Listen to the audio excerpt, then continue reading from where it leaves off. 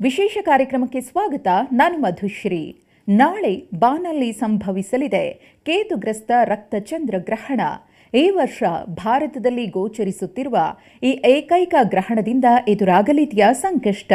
ಈ ಚಂದ್ರ ಗ್ರಹಣ ತಂದೊಡ್ಡುತ್ತಾ ಜಲಕಂಟಕ? ಈ ಗ್ರಹಣ ಆಪತ್ತು ಹೆಚ್ಚಿಸುತ್ತಾ ವಿಪತ್ತುಗಳನ್ನು ಎದುರಾಗಿಸುತ್ತಾ? ಆಳುವ ದೊರೆಗಳಿಗೆ ಗ್ರಹಣದಿಂದ ತೊಂದರೆಯ? ಗ್ರಹಣ ಪ್ರಭಾವದಿಂದ ರೋಗಬಾಧೆ ಹೆಚ್ಚುತ್ತಾ?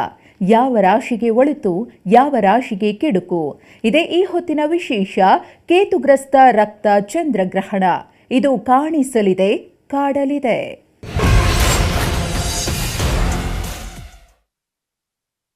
ಈ ಕೇತುಗ್ರಸ್ತ ರಕ್ತಚಂದ್ರಗ್ರಹಣ ಅಪಾಯಕಾರಿನ?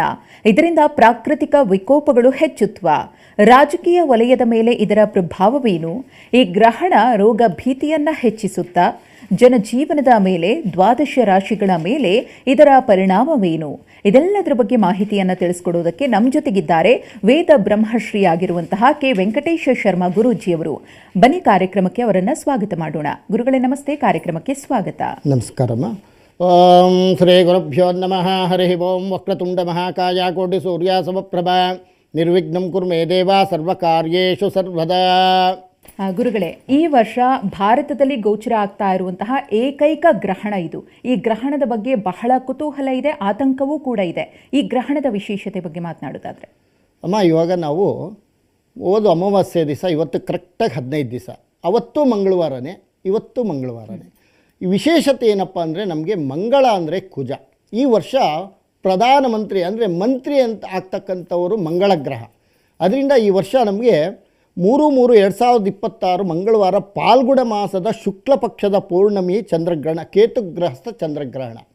ಈ ಕೇತುಗ್ರಹಸ್ಥ ಚಂದ್ರಗ್ರಹಣ ಏನಪ್ಪ ಮಾಡುತ್ತೆ ಅಂದರೆ, ನಮಗೆ ಹಠಾತ್ತು ಬೆಳವಣಿಗೆಗಳು ಕಾಣುತ್ತೆ ನಮಗೆ. ಮತ್ತು ವಿಶೇಷವಾಗಿ ಆಧ್ಯಾತ್ಮಿಕತೆಗೆ, ಆತ್ಮಜ್ಞಾನ, ತ್ಯಾಗ, ಅಧ್ಯಾತ್ಮ ಹಠಾತ್ ಬದಲಾವಣೆ ಕಾಣುತ್ತದೆ. ಖಗ್ರಾಸ ಕೇತುಗ್ರಹಸ್ಥ ಚಂದ್ರಗ್ರಹಣ ಅಂದರೆ, ಖಗ್ರಾಸ ಅಂದರೆ ಆಕಾಶ, ಕ ಅಂದರೆ ಆಕಾಶ. ಮತ್ತು ನಮಗೆ ಈ ಕೇತುಗ್ರಹಣದಿಂದ ಚಂದ್ರಮಾ ಮನಸೋ ಜಾತಃ ಅಂತ ನಾವು ಹೇಳ್ತೀವಿ. ಚಂದ್ರ ಮನಸ್ಸಿಗೆ ಕಾರಕ. ಯಾಕೆ ಅಂದರೆ ಇವತ್ತಿನ ದಿವಸ ನಮಗೆ 12 ರಾಶಿಗೂ ಸಹ ಇವತ್ತು ಸಿಂಹ ಲಗ್ನದಲ್ಲಿ, ಸಿಂಹ ರಾಶಿಗೆ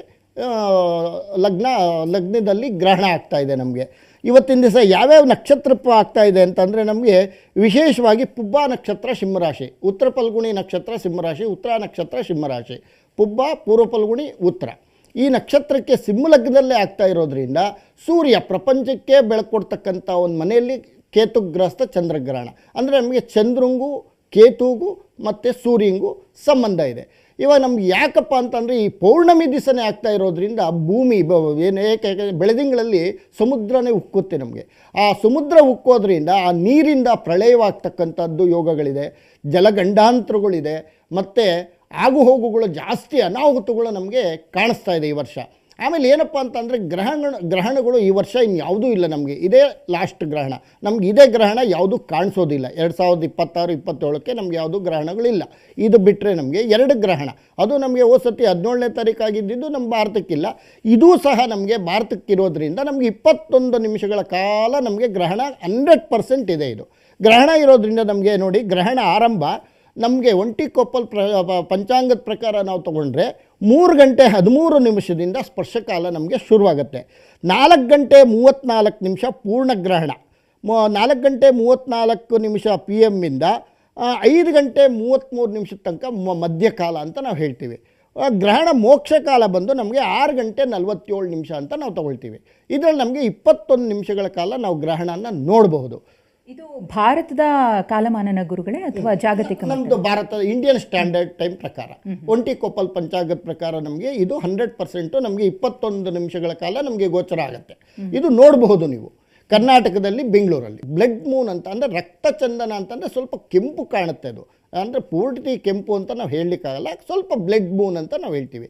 ಈ ಬ್ಲಡ್ ಮೂನ್ ಬರತಕ್ಕಂಥದ್ದು, ಈ ಚಂದ್ರಗ್ರಹಣ ಯಾಕೆ ಬಿಳಿ ಅಯ್ಯಪ್ಪ ವೈಟು ಯಾಕೆ ಕೆಂಪಾಗ್ತಾನೆ ಅಂತ, ಕೇತುಗ್ರಸ್ತ ಚಂದ್ರಗ್ರಹಣ. ಕೇತು ಅಂತಂದರೆ ನೆರಳು, ನೆರಳು ಅವನ ಮೇಲೆ ಬಿದ್ದಾಗ, ಚಂದ್ರನ ಮೇಲೆ ಬಿದ್ದಾಗ ಆ ಕಲರೆಲ್ಲ ಚೇಂಜ್ ಆಗ್ತಕ್ಕಂಥದ್ದು. ಅದಕ್ಕೆ ಬ್ಲಡ್ ಮೂನ್ ಅಂತ ನಾವು ಹೇಳ್ತೀವಿ. ಏಕೆಂದರೆ ರಾಹು ಕೇತುಗಳೇ, ರಾಹು ಬಂದು ಸೂರ್ಯನ ಹಿಡ್ಕೊಂಡ್ರೆ ಕೇತು ಬಂದು ಚಂದ್ರನ ನೆರಳಲ್ಲಿ ಆಡ್ತಕ್ಕಂಥದ್ದೇ ಈ ಗ್ರಹಣದ ಒಂದು ವಿಶೇಷತೆ. ಆಮೇಲೆ ನಮಗೆ ಗ್ರಹಣಗಳು ಬರ್ತಾ ಇರುತ್ತೆ, ಹೋಗ್ತಾ ಇರುತ್ತೆ.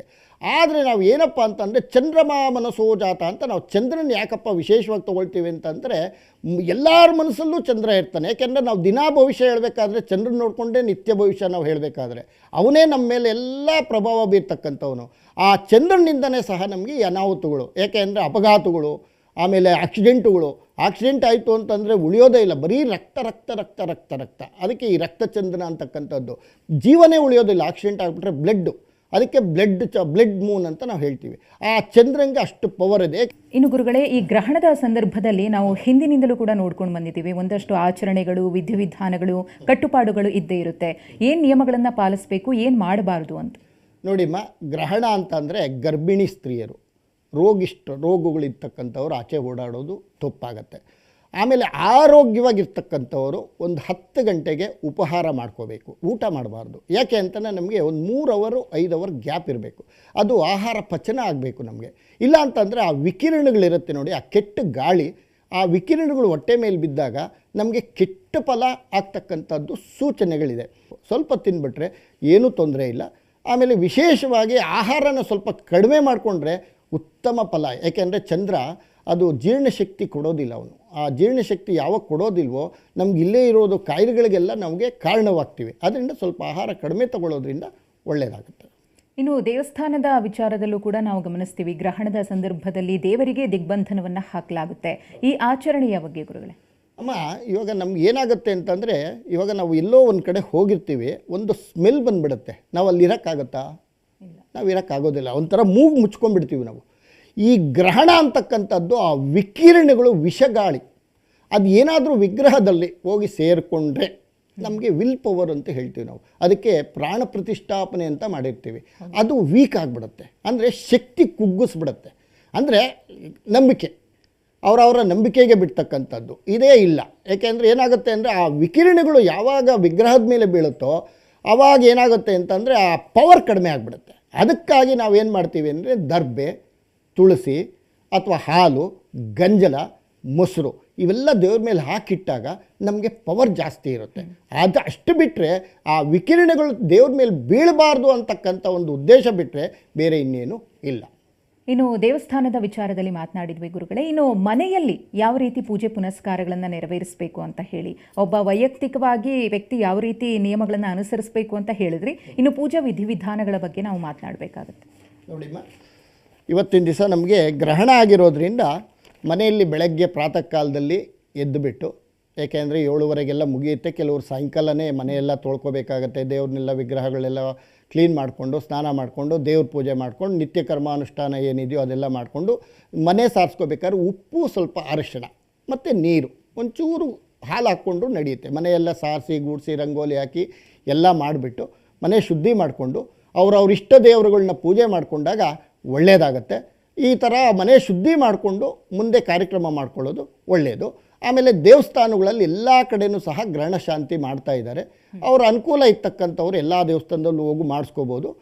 ಲಕ್ಷ್ಮೀ ನರಸಿಂಹಸ್ವಾಮಿ ದೇವಸ್ಥಾನದಲ್ಲಿ ಪ್ರತಿಯೊಂದು ದೇವಸ್ಥಾನದಲ್ಲೂ ನಡೀತಾ ಇದೆ. ಹೋಗಿ ನಕ್ಷತ್ರ ಶಾಂತಿಗಳೆಲ್ಲ ಮಾಡಿಸ್ಕೋಬೋದು. ಅದು ನಾನು ಯಾವ್ಯಾವ ನಕ್ಷತ್ರ, ಯಾವ್ಯಾವ ರಾಶಿ, ಯಾವ್ಯಾವ ಇದು ಅಂತ ಮುಂದೆ ಬರ್ತಕ್ಕಂಥದ್ರಲ್ಲಿ ನಾನು ಹೇಳ್ತಾ ಹೋಗ್ತೀನಿ. ಎಸ್ ಗುರುಗಳೇ, ಇನ್ನು ಈ ಹಿಂದೆ ಸೂರ್ಯಗ್ರಹಣ ಸಂಭವಿಸಿದ ಸಂದರ್ಭದಲ್ಲೂ ಕೂಡ ತಾವು ಹೇಳಿದ್ರಿ ಯಾವ ರೀತಿಯಾಗಿ ಪ್ರಾಕೃತಿಕವಾಗಿ ಮತ್ತು ರಾಜಕೀಯವಾಗಿ ಅಥವಾ ಬೇರೆ ಬೇರೆ ಕ್ಷೇತ್ರಗಳಿಗೆ ಗ್ರಹಣ ಎಫೆಕ್ಟ್ ಮಾಡುತ್ತೆ ಅಂತ ಹೇಳಿ. ಇನ್ನು ಈ ಚಂದ್ರಗ್ರಹಣದ ಬಗ್ಗೆಯೂ ಕೂಡ ಒಂದಷ್ಟು ಕೌತುಕ ಇದೆ. ನಮ್ಮ ಪ್ರಕೃತಿಯ ಮೇಲೆ ಇದರ ಪರಿಣಾಮ ಹೇಗಿರಬಹುದು ಅನ್ನೋದ್ರ ಕುರಿತು ಮಾತನಾಡೋದಾದರೆ? ಈ ಸತಿ ಪ್ರಕೃತಿ ತಗೊಂಡ್ರೆ, ಪ್ರಕೃತಿಯಲ್ಲಿ ನಾವು ತಗೊಂತು ಅಂತಂದರೆ ನಾವು ಪ್ರಕೃತಿಯಲ್ಲೇ ಇದ್ದೀವಿ. ಅದಕ್ಕೆ ಲಕ್ಷ್ಮಿ ಅಷ್ಟೋತ್ತರಲ್ಲಿ ಬರುತ್ತೆ ನೋಡಿ, ನಾವು ಅದನ್ನು ಗಮನಿಸೋದಲ್ಲ. ಪ್ರಕೃತಿ ಏನ್ಮ, ವಿಕೃತಿ ಏನ್ಮ, ವಿದ್ಯಾ ಏನ್ಮ, ಸರ್ವಭೂತ ಹೇತ ಪ್ರಕೃತಿ ವಿಕೃತಿ ಎರಡೂ ಇದೆ ಲಕ್ಷ್ಮಮ್ಮನ ಹತ್ರ. ಅದರಿಂದ ನಾವೇನು ಮಾಡ್ತೀವಿ, ವಿಕೃತಿಯಲ್ಲಿ ಇವಾಗ ನಮಗೆ ಈ ವಿಕೃತಿ ಆಗ್ತಕ್ಕಂಥದ್ದು ಜಾಸ್ತಿ ಇದೆ. ಅದಕ್ಕೆ ನಾವು ಯಾಕೆ ಭಯ ಪಡ್ತಾ ಇದ್ದೀವಿ ಅಂತಂದರೆ ಮಂಗಳ ಈ ಸತಿ ಮಂತ್ರಿ, ರಾಜ ಬಂದು ಗುರು. ಗುರು ಒಳ್ಳೇದು ಮಾಡ್ತಾನೆ, ರಾಜ ಈ ಮಂತ್ರಿ ಎಲ್ಲ ಕೆಡಿಸ್ಬಿಡ್ತಾನೆ. ಬರೀ ಬೆಂಕಿ ಬೆಂಕಿ ಬೆಂಕಿ ಬೆಂಕಿ ಬೆಂಕಿ. ಆಮೇಲೆ ಬಸ್ಸುಗಳು ಹುಷಾರಾಗಿ ಓಡಿಸ್ಬೇಕು, ಆಕ್ಸಿಡೆಂಟುಗಳು, ಆಮೇಲೆ ಸಿಲಿಂಡ್ರುಗಳು ಬ್ಲಾಸ್ಟ್ ಆಗಿಬಿಡುತ್ತೆ, ಆಮೇಲೆ ಗೋದಾಮುಗಳು ಬೆಂಕಿ ಅಂಟ್ಕೊಂಡ್ಬಿಡುತ್ತೆ. ಇದ್ದಕ್ಕಿದ್ದಾಗೆ ಏನೂ ಗೊತ್ತಿರೋಲ್ಲ ನಿಮಗೆ. ಈ ಬೆಂಕಿಯಿಂದ ಭಾರಿ ಅನಾಹುತಗಳು ಕಾಡ್ತಾ ಇದೆ ಈ ವರ್ಷ. ಆದಷ್ಟು ಸ್ವಲ್ಪ ಕೇರ್ಫುಲ್ಲಾಗಿರಬೇಕು. ಆಮೇಲೆ ಸಿಲಿಂಡ್ರುಗಳು, ಪೆಟ್ರೋಲ್ ಬಂಕ್ಗಳು ಮತ್ತು ವೆಹಿಕಲ್ಸು, ಗಾಡಿ ಸಾನಿ ಹೀಟ್ ಆದಾಗ ನಿಲ್ಲಿಸ್ಕೊಂಡ್ಬಿಡ್ಬೇಕು, ಇಲ್ಲ ಅಂದರೆ ಬೆಂಕಿ ಅಂಟ್ಕೊಂಡ್ಬಿಡುತ್ತೆ. ಪ್ರತಿಯೊಂದು ಮನೆಯಲ್ಲೂ ಅಷ್ಟೇ ಸಹ ಸ್ಟವ್ಗಳು ಹುಷಾರಾಗಿ ನೋಡ್ಕೋಬೇಕು, ನಾವು ಬಟ್ಟೆ ಹುಷಾರಾಗಿ ನೋಡ್ಕೋಬೇಕು, ಎಲೆಕ್ಟ್ರಿಕಲ್ಲು ಹುಷಾರಾಗಿ ನೋಡ್ಕೋಬೇಕು. ನಾವು ಎಷ್ಟು ಹುಷಾರಾಗಿದ್ದರೂ ಸಹ ಅಷ್ಟು ಕೆಟ್ಟು ಡೇಂಜರಲ್ಲಿ ಇದ್ದೀವಿ ನಾವು. ಏಕೆಂದರೆ ಪ್ರಧಾನಮಂತ್ರಿ ಕುಜ ಆಗಬಾರ್ದು, ಕೋಪಿಷ್ಟ ಅವನು, ಬೆಂಕಿ ಅಂತಂದರೆ ಕೋಪಿಷ್ಟ. ಯಾಕೆಂದ್ರೆ ನಮ್ಮ ನರಗಳಿಗೆಲ್ಲ ಬ್ಲಡ್ಡೇ ಅವನು, ಕುಜನೇ ನಾವು ಬ್ಲಡ್ ಅಂತಲೇ ಹೇಳಿ, ಅದಕ್ಕೆ ಬ್ಲಡ್ ಚಂದ್ರ ಅಂದರೆ ಬ್ಲಡ್ ಮೂನ್ ಅಂತ ನಾವು ಹೇಳ್ತಾ ಇದ್ದೀವಿ. ಚಂದ್ರಂಗೂ ಮತ್ತು ಕುಜಂಗೂ ಸಂಬಂಧ ಇರತಕ್ಕಂಥದ್ದು. ಅದರಿಂದ ನಾವು ಸ್ವಲ್ಪ ಹುಷಾರಾಗಿತ್ತು ಅಂತಂದರೆ ಪ್ರಕೃತಿಯಲ್ಲಿ ಮಳೆಗಳು ಹೆಚ್ಚು ಕಡಿಮೆ ಬಿದ್ದು ಬಿಡುತ್ತೆ, ಇಲ್ಲಾಂದರೆ ಇಳೋದಿಲ್ಲ. ಗುಡ್ಡಗಳು ಕುಸ್ತು ಬಿಡುತ್ತೆ, ಒಂದೇ ಸತಿ ವಾಹನಗಳ ಮೇಲೆ ಜನಗಳ ಮೇಲೆ ಕುಸ್ತು ಬಿಡುತ್ತೆ, ನಾವು ನೋಡ್ಕೊಳ್ಳೋದಿಲ್ಲ. ಹುಷಾರಾಗಿರಬೇಕು. ಮುಂದೆ ಆಗ್ತಕ್ಕಂಥದ್ದೆಲ್ಲ ಸೂಚನೆ ನಮಗೆ ಗೊತ್ತಾಗುತ್ತೆ. ನಾವು ಹುಷಾರಾಗಿತ್ತು ಅಂತಂದರೆ ತಪ್ಪಿಸ್ಕೋಬೋದು.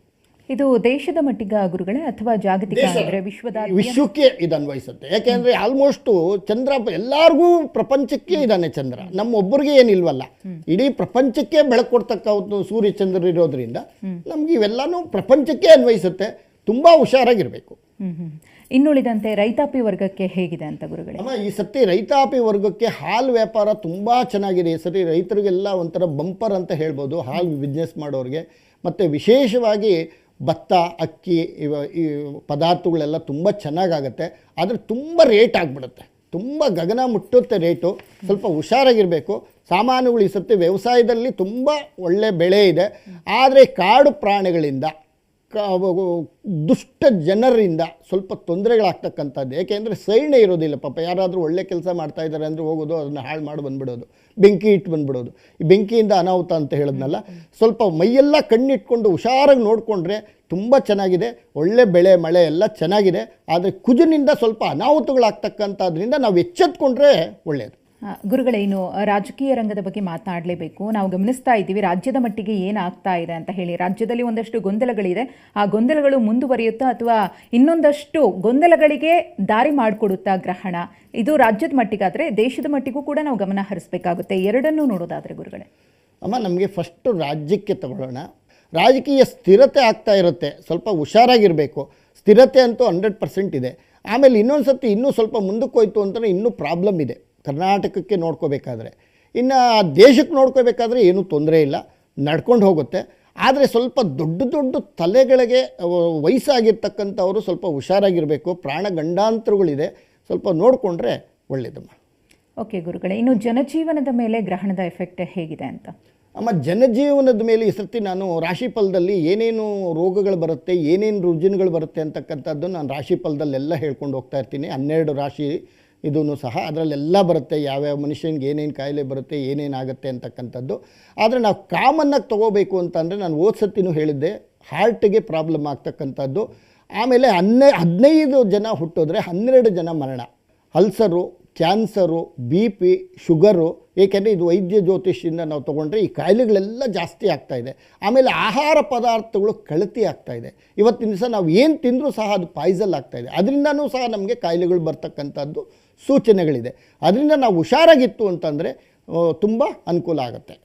ಇನ್ನು ದರ ಏರಿಕೆಯ ವಿಚಾರದಲ್ಲಿ ಏನಾಗಬಹುದು ಅಂತ? ಈ ಸರ್ತಿ ಅಂತೂ ದರಗಳು ತುಂಬ ಜಾಸ್ತಿ ಆಗುತ್ತೆ. ಇವಾಗ ನಾವು ಏನಿದೀವೋ, ಸತಿ ನಾವು ಚಿನ್ನಕ್ಕೆ ಹೋಗಿದ್ವಿ, ಪೀಕ್ ಹೊಟ್ಟೋಗ್ಬಿಟ್ಟಿತ್ತು. 2 ಲಕ್ಷ, 1.25 ಲಕ್ಷ ಈ ಥರ ಎಲ್ಲ ಹೋಗ್ತಾಯಿತ್ತು. ಈಗ ಸ್ವಲ್ಪ ಕಡಿಮೆ ಆಗ್ತಾಯಿದೆ. ಈ ಅಡುಗೆ ಪದಾರ್ಥಗಳು ತುಂಬ ಗಗನ ಮುಟ್ಟುತ್ತೆ. ಆಮೇಲೆ ವಿಶೇಷವಾಗಿ ಎಲ್ಲ ಪದಾರ್ಥಗಳು ಜಾಸ್ತಿನೇ ಇರುತ್ತೆ. ಅದನ್ನು ನಾವೇನು ಮಾಡೋಕ್ಕಾಗೋದಿಲ್ಲ, ಅದು ನಾವು ಅನುಭವಿಸಲೇಬೇಕಾಗುತ್ತೆ ಈ ವರ್ಷದ ಫಲ. ಇದೆಲ್ಲದರ ಹೊರತಾಗಿ ಗುರುಗಳೇ, ಪ್ರತಿಯೊಬ್ಬರೂ ಕೂಡ ನೋಡ್ತಾ ಇರೋದು ಈ ಯುದ್ಧ ಸನ್ನಿವೇಶ ಅನ್ನೋದು, ಯುದ್ಧದ ಭೀತಿ ಅನ್ನೋದು ಹೇಗಿದೆ ಅಂತ. ಸಾವಿಗೆ ಏನೋ ಒಂದು ಕಾರಣ ಬೇಕಾಗತ್ತೆ ನಮಗೆ, ಏನೋ ಒಂದು ರೀತಿ ನಡೀತಾನೆ ಇರುತ್ತೆ ಸಾವುಗಳು ಅಂದರೆ. ಅದರಿಂದ ಯುದ್ಧ ಭೀತಿ ಅಂತ ಅಂದರೆ ಹತ್ತಿರಕ್ಕೆ ಬಂದು ನಿಲ್ಬೋದು. ಯಾಕೆಂದರೆ ಗುರು ರಾಜನಾಗಿರೋದ್ರಿಂದ ಅವನು ಯುದ್ಧಕ್ಕೆ ಪ್ರೇರಣೆ ಕೊಡಲ್ಲ, ಭಯ ಇಡಿಸ್ತಾ ಇದ್ದಾನಷ್ಟೇ. ಸುಮ್ಮನೆ ನಾನು ಹಾಕ್ಬಿಟ್ಟೆ, ನಾನು ಬಂದ್ಬಿಟ್ಟೆ ಅಂತ ಇರ್ತಾನೆ. ಅದು ಇನ್ನೂ ಮೂವಿಂಗ್ ಆಗಲ್ಲ. ಯಾಕೆಂದರೆ ಗುರು ಸಾಮಾನ್ಯವಾಗಿ ಕೆಟ್ಟದ್ದನ್ನು ಬಯಸಲ್ಲ. ಯಾಕೆಂದರೆ ರಾಜ ಅವನೇ. ಈ ಸರ್ತಿ 26-27ಕ್ಕೆ ರಾಜ ಗುರು ಆಗಿರೋದ್ರಿಂದ ಗುರು ಯಾವತ್ತೂ ಕೆಟ್ಟದ್ದನ್ನು ಬಯಸಲ್ಲ.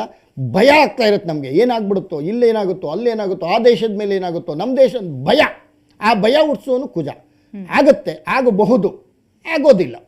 ಆದಷ್ಟು ಸ್ವಲ್ಪ ಹುಷಾರಾಗಿದ್ದರೆ. ಈ ಮಧ್ಯಪ್ರಾಚ್ಯದ ಪ್ರದೇಶಗಳಲ್ಲಿ ಈ ಯುದ್ಧದ ಸನ್ನಿವೇಶ ಸದ್ಯಕ್ಕೆ ಹೇಗಿದೆಯೋ ಅದು ಮುಂದುವರಿಯುತ್ತೆ. ಭಯ, ನಾನು ಬಂದ್ಬಿಟ್ಟೆ, ನಾನು ಹಾಕ್ತೀನಿ, ನಾನು ಮಾಡ್ತೀನಿ ಒಂಥರ. ಇವಾಗ ನಮ್ಮ ದೇಶದ ಮೇಲೂ ಏನೇನೋ ಮಾಡಿದ್ರು, ಕೊನೆಗೇನಾಯಿತು, ದಾರಿಗೆ ಬಂದರು.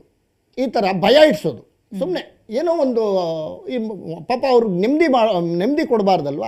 ಈ ಥರ ನಡ್ಕೊಂಡು ಹೋಗುತ್ತೆ ಹೊರತು ಏನು ದೊಡ್ಡದಾಗುವಂಥ ಅನಾಹುತಗಳಿಲ್ಲ. ಸಾವಂತೂ ಜಾಸ್ತಿ ಇದ್ದೇ ಇರುತ್ತೆ. ಓಕೆ ಗುರುಗಳೇ.